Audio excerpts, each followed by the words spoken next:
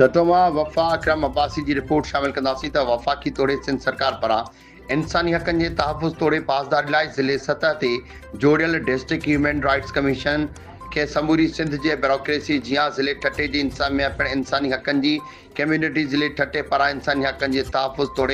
मफ़ाद लाइ तहरीरी शिकिल में ॾिनल समूरनि तजवीज़नि खे हवा में उॾाए छॾियो आहे,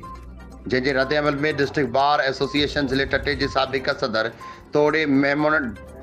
डिस्ट्रिक्ट ह्यूमन राइट्स कमेटी ज़िले ठटे जे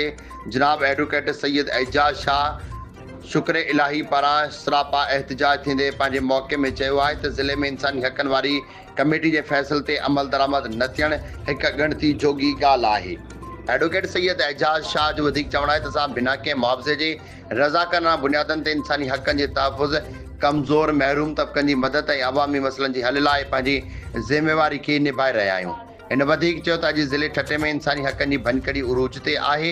इन वधीक चयो त गॾियल कॉमन यूरोपी यूनियन पाकिस्तान जे वज़ीर आज़म ऐं वफ़ाक़ी वज़ीर इंसानी